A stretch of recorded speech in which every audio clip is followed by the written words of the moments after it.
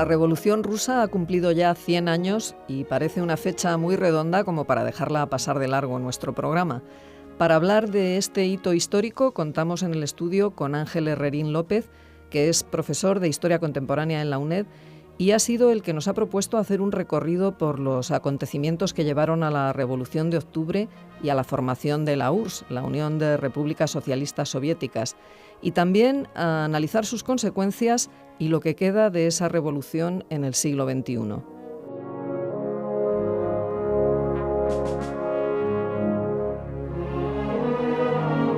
Ángel, ¿qué tal? Bienvenido a Sin Distancias. Hola, ¿qué hay? ¿Qué tal, Clara?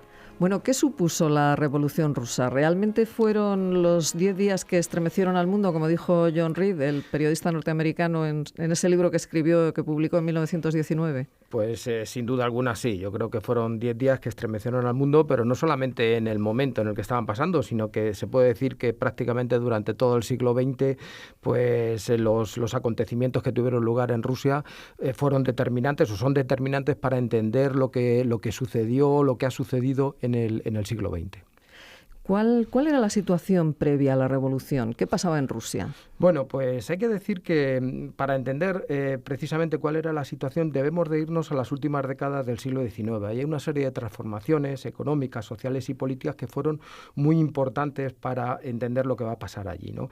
En primer lugar, cuestión económica es que la economía va a pasar de una base agraria a otra donde la industrialización va a ser importante y además va a tener una característica especial esta industrialización, y es que se van a formar fábricas con una gran presencia de muchos obreros, ¿no? Te puedo decir que había fábricas de 500 o más obreros, con lo que la conciencia proletaria va a ser un punto importante, ¿no?, a la hora de tener en cuenta. Por otro lado, está el sistema político. Los zares mantenían un poder absolutista ya desde el siglo pasado, y en 1905 hicieron algunos cambios, unas reformas liberales, admitieron una Duma, que es como un parlamento en nuestro idioma, pero unas reformas que en realidad eran más para contemporizar más que auténticas, ¿no? Y luego, además, en esta situación hay que decir que a principios del siglo XX empiezan a aparecer una serie de partidos políticos que van a ser determinantes en los acontecimientos que vamos a intentar explicar, ¿no? Por un lado está el Partido Socialdemócrata, en el que tiene una presencia muy importante precisamente esos obreros de las ciudades que te decía, con dos posiciones o dos fracciones muy importantes dentro de él. Por un lado, los bolcheviques, que era la mayoría, ¿no?, que pretendían realizar una revolución socialista, y por otro lado los mencheviques, que significaba minoría y que era una posición más moderada. No era solamente llegar a una revolución socialista, sino que estaban dispuestos a que fuese un régimen democrático con participación de otros partidos políticos. Otros partidos, como por ejemplo el Partido Social Revolucionario, que también era socialista, pero que intentaba defender de una forma especial los intereses de los campesinos. Y por último había que referirse al Partido Constitucional Demócrata, lo que se llamaban los cadetes, que era un partido liberal que estaba formado por parte de esa burguesía que había en las ciudades junto con los terratenientes, y cuyo objetivo fundamental era constituir un parlamento y que fuese elegido además por sufragio. Y bueno, digamos que ese es el momento clave, ¿no?, para entender. Todo esto te estoy comentando a principios del siglo XX, y aquí ya llegaríamos a lo que sería la Revolución de 1917, que, como sabes, tuvo dos partes o dos facetas, dos periodos importantes. Pues háblanos precisamente de la primera fase, digamos, ¿no?, que tuvo lugar en febrero... En febrero de 1917, sí. ¿No?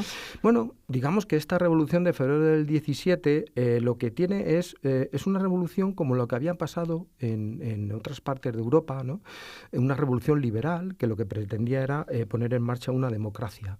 Sin embargo, lo que va a pasar en Rusia en 1917 no se puede separar bajo ningún concepto, porque es una de las causas digamos, próximas a la revolución, es el tema de la Primera Guerra Mundial, ¿no? La Primera Guerra Mundial estalla y es una situación en la que Rusia, la población de Rusia no está de acuerdo con participar en la guerra. Además, durante la contienda, pues empiezan a tener unos resultados adversos, es decir, hay derrotas, pérdidas territoriales, además la muerte de 2 millones de soldados rusos en la guerra, o sea, con lo que todo esto va minando el poder que el zar, como principal causante o como principal dirigente de esa guerra de Rusia en la Primera Guerra Mundial, pues se van enfrentando y se van poniendo posiciones que se van poniendo en contra de ese poder absoluto.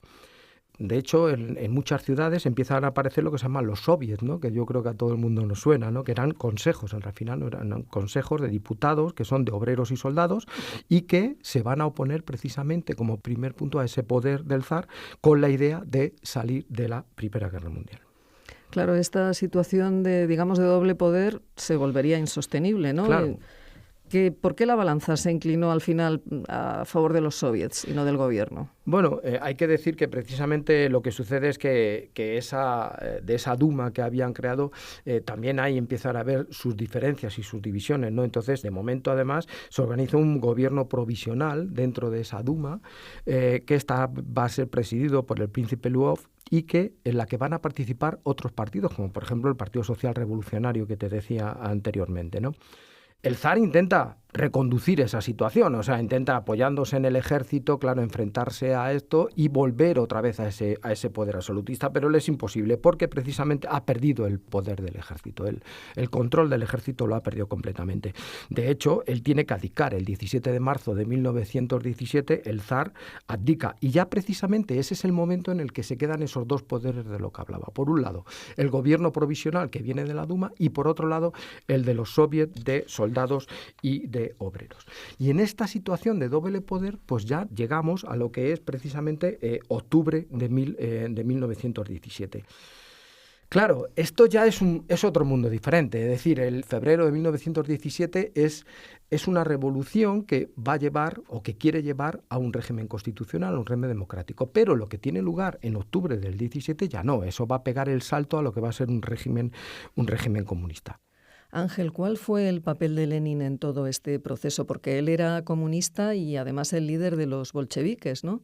Sin duda alguna hay que hablar de Lenin, ¿no? Yo creo que esto es fundamental. Me decías que por qué hace que esto se delimite hacia ese cambio en octubre del 17. Bueno, sin duda alguna, la acción de los bolcheviques, la acción decidida, revolucionaria de los bolcheviques es fundamental. Y además tienen la cabeza pensante de Lenin.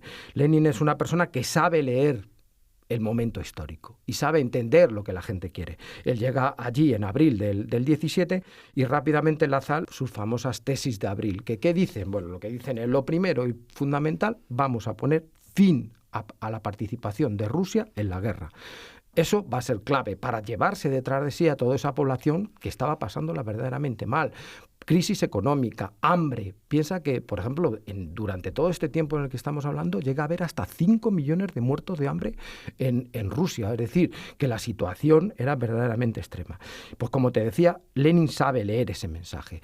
Y él dice, primero, vamos a salir de la guerra. Y segundo, todo el poder debe de pasar a los soviets. Es decir, ya se pasa de Duma, ya se pasa de ese control, de ese gobierno provisional, directamente se quiere ir a un régimen socialista. ¿Qué es lo que sucede? Lo que sucede es que precisamente los bolcheviques van a aprovechar un intento de golpe de Estado que intenta dar un general zarista, un tal Kornilov, y precisamente van a ser estos bolcheviques los que se van a oponer de una forma decidida y tajante precisamente a ese golpe. Y salen victoriosos, con lo cual el prestigio que ganan en esos momentos es tremendo. Y además todos los soviets empiezan a ser ocupados en su presidencia por parte bolchevique. Por ejemplo, el de Petrogrado, que es el más importante de todo. Petrogrado, lo que era la antigua San Petersburgo, ¿no? Claro, San Petersburgo es un nombre alemán, ¿no? Entonces, como están en guerra con Alemania, pues cambian el nombre, es Petrogrado. Luego será Leningrado, ¿no? Y entonces, pues decía que en ese soviet de Petrogrado, precisamente el presidente va a ser León Davidovich, que a lo mejor así no nos suena mucho, pero si decimos Trotsky seguramente que nos suena mucho más. Bueno, pues esta es la lucha que va a haber y por eso los bolcheviques hacen que se lleve ese camino de revolución hacia donde ellos quieren, que es hacia una revolución socialista. Y tras el triunfo de la revolución, ¿qué es lo que ocurrió? ¿Se convocaron elecciones? Bueno, pues sí, llega un momento en que Lenin, con sus tesis revolucionarias, no lo va a plantear allí al Comité Central precisamente del Partido Bolchevique y ellos pues van a plantear la fecha para el 25 de octubre. Es decir, bueno, pues el 25 de octubre vamos a hacernos con el poder, ¿no? Más es una cuestión interesante porque estamos hablando del 25 de octubre en Rusia, pero en Occidente es el 7 de noviembre. Bueno, resulta que esa diferencia es por el calendario gregoriano, ¿no? Nosotros estábamos aquí con el calendario gregoriano gregoriano y por eso era noviembre, pero allí era octubre. Bueno, y pues como te decía, el 24, la noche del 24 y el 25 de octubre, pues precisamente la Guardia Roja, que está dirigida por Trotsky, se va haciendo con el poder en todos los lugares fundamentales y principalmente el Palacio de Invierno, que es la sede del gobierno, ¿no? En ese momento Kerensky, que era el presidente del gobierno, pertenecía a los socialrevolucionarios que te he comentado anteriormente, pues Kerensky tiene que huir y se va a Estados Unidos. Y entonces es el Congreso de los Soviets el que forma ya el nuevo gobierno. Y este nuevo gobierno, que no se va a llamar gobierno, se va a llamar Consejo de Comisarios del Pueblo. Y en él va a estar, por supuesto, Lenin, que es el presidente, pero también estará Trotsky en Asuntos Exteriores o estará Stalin, que luego ya en la historia del siglo XX pues va a tener un papel fundamental, que va a dirigir precisamente nacionalidades. Me preguntabas, tras el triunfo de la revolución, pues sí, es verdad que se convocan elecciones constituyentes, ¿no? Y en la asamblea que la gente va a votar el 12 de noviembre del 17, resulta que los bolcheviques obtienen el 25% de los votos, mientras que, por ejemplo, los socialrevolucionarios, estos de Kerensky que te decía anteriormente, consiguieron el 60% de los votos. Pero o sea, claro, que perdieron las elecciones después de haber ganado la revolución, ¿no? Perdieron las elecciones, pero claro, Lenin no había hecho todo esto para que ahora unas elecciones democráticas le vinieran a quitar lo que tanto habían luchado, ¿no? Entonces simplemente lo que hace es que disuelve completamente la asamblea y a partir de ese momento pone un régimen comunista, ¿no? O sea, bueno, sí, un régimen socialista, un régimen comunista. De hecho, el partido bolchevique, en marzo de 1918, ya se empieza a denominar Partido Comunista. Todavía es de Rusia porque luego hasta el año 22 no se va a nombrar la Unión de Repúblicas Socialistas Soviéticas, pero ya el nombre en el 18 ya empieza a ser Partido Comunista. Ángel, pues ya para terminar, según tu punto de vista, ¿qué queda de la Revolución Rusa en el mundo actual? Bueno, como tal, poco, ¿no? Lo que sí es importante es entender que lo que significó a lo mejor la Revolución Rusa. No se puede entender el mundo actual, no se puede entender el periodo de entreguerras, entre la Primera y la Segunda Guerra Mundial, si no entendemos, si no conocemos la Revolución Rusa. Como no podemos entender la Segunda Guerra Mundial, la lucha contra el fascismo, ni podíamos entender la Guerra Fría. Todo esto son cosas que, claro, parecen que son muy evidentes, pero es que están ahí, sin comprender lo que significa el mundo comunista, no podemos entender todo el siglo XX. Y yo te diré otra cosa. Quizá hablar ahora mismo de qué puede haber hoy, puede haber un régimen comunista o tal, bueno, pues prácticamente yo creo que está tan denostado que es muy difícil. Lo que sí es verdad, por lo menos desde mi punto de vista, es que siempre va a haber una ideología, no sé cuál va a ser, no sé si habrá otro nombre, pero lo que sí es verdad es que las personas seguirán luchando por un régimen lo más igualitario posible, lo más humano posible, lo más... aunque luego en la realidad el mundo comunista no lo fue, ¿no? Pero el ideal, la ideología está presente y yo creo que siempre va a estar presente mientras los hombres y las mujeres seamos hombres y mujeres. Muy bien, pues Ángel Herrerín López, profesor de Historia Contemporánea en la UNED, muchísimas gracias por habernos acompañado esta mañana en Sin Distancias para hacer este recorrido a través de la Revolución Rusa, que ya ha cumplido 100 años. Pues sí, ya es centenario, ¿no? Entonces, pues nada, muy bien, muchísimas gracias.